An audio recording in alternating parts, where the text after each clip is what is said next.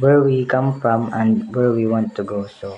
in 1992, upang mapanatili nila ang pag-unlad ng biodiversity ay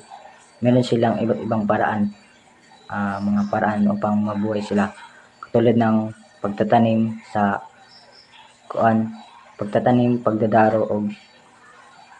paggawa ng mga iba't iba pang mga kagamitan. So, dili dyan para sa kanato doon is dili dyan normal kay ginahimo gihapon niyan doon ng mga magsasaka nga ni sang ng magsasaka nga ni sa Pilipinas is ginahimo gihapon niya nila ng pagtanom para produce or kay pag-deliver sa ikanila ipang tanom ba ginahimo gyapon niya hantud doon, pero lain da ya improve da kibali. So sa 2010 ang biodiversity is nakita ng mga kataas-taasan ba mga pangulo dati sa 2010 kay nakita nila na dili lang yung kanato nature yung tabangan kundi dili lang forest yung kanila tabangan kundi apil da mga kahayupan, mga lain ng mga species, ginatagaan sila ng mga ng pamumuhay ng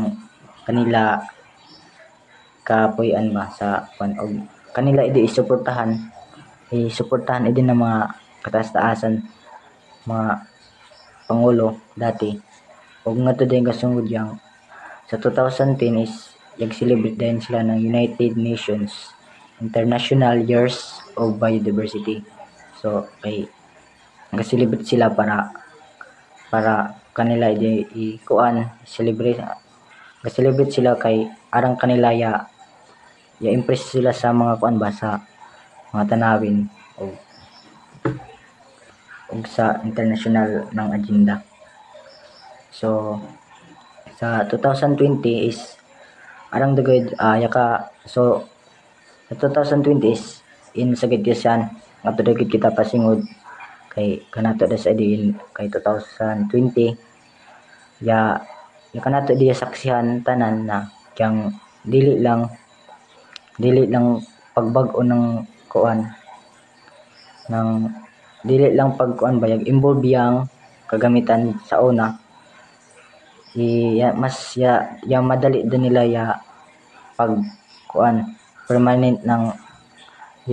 permanent nila na yang biodiversity kadako da sa 2020 kay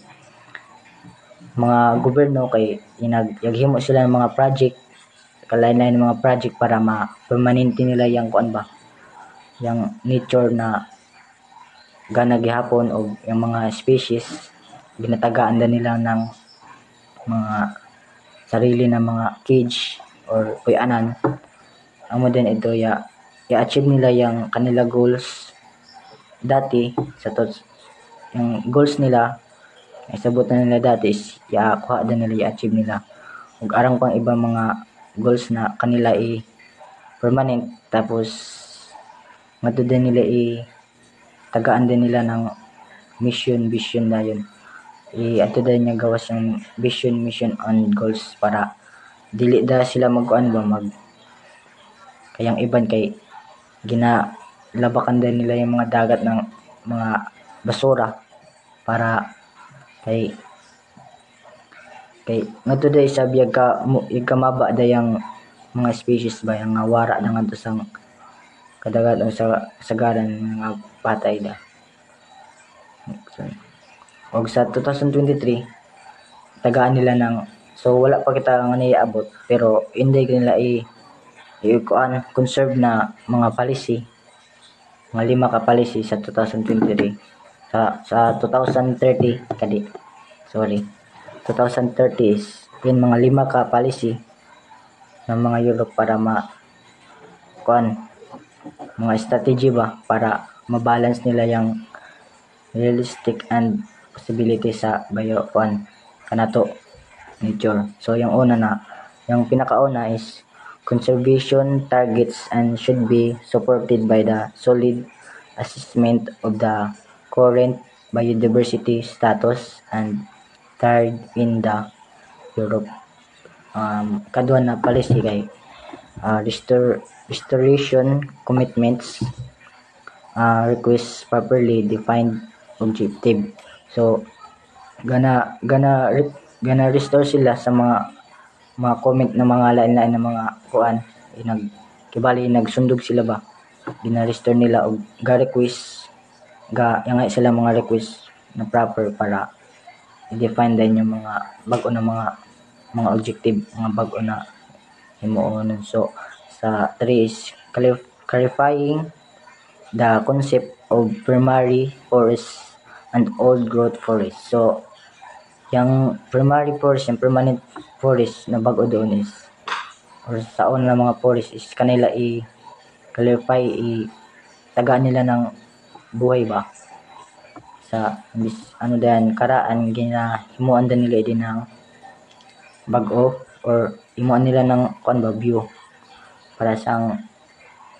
Mount Everest is kuan sa pinakabagas na mountain sa tanan, is part gyapon yan sa kanato ecosystem or sa forest. Ginatagan din nila ng halaga ba. So number 4, the new targets needs to be a realistic possibility and fairly distribute among the various ecosystem types and land use. So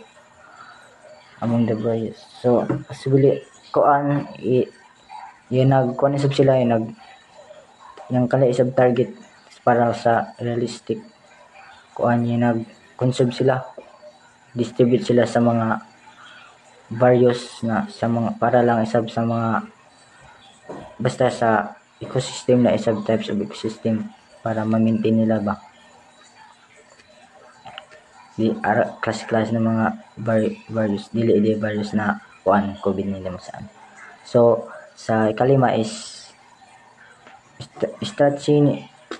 strategy sustainable forest management and feasibility ways forward. So maintain sila ng mga protocol na dili gid nila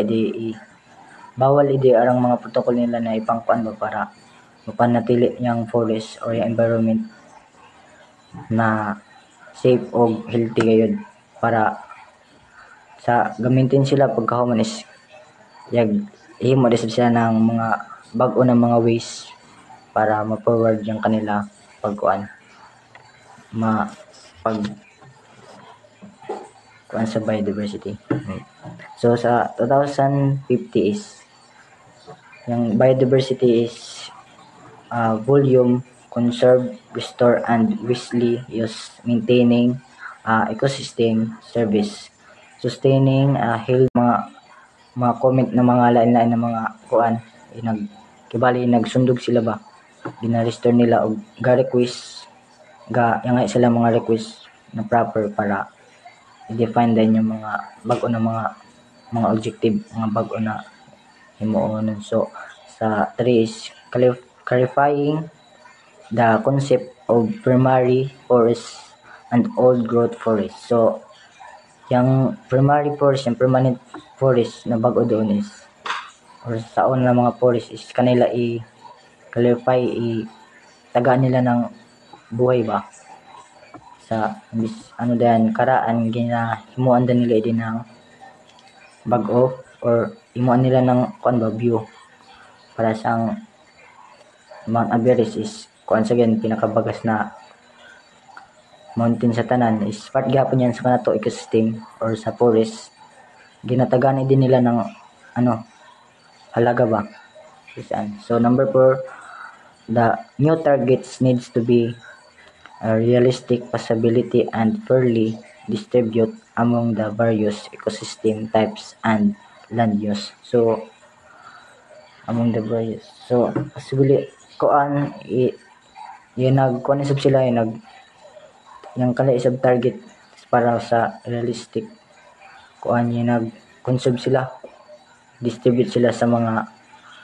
various na sa mga para lang isab sa mga basta sa ecosystem na isab types of ecosystem para ma-maintain nila ba klase-klase ng mga virus dili virus na kuan COVID-19 saan. So sa ikalima is strategy sustainable forest management and feasibility ways forward. So maintain sila ng mga protocol na dili gid nila bawal arang mga protocol nila na ipangkuan ba para mapanatili yang forest or yung environment na safe o healthy gayud para sa gamitin sila pagkahuman is ihimo sila ng mga bag-o na mga ways para ma-forward yung kanila pagkuan kuan sa biodiversity. So sa 2050 is yung biodiversity is volume, conserve, restore, and wisely use, maintaining ecosystem service, sustaining a healthy planet, and delivery benefit essential for all people. So sa umabot ng 2050 is nag-conserve gyapon sila para kung kibali sa kadugay na panahon is sa 2050 kanila gyapon i-maintain yung biodiversity, i-conserve gyapon nila para ma-maintain yung kuan hilo na para ma-maintain yung nature nato ug yung mga ecosystem ba, mga ecosystem service mas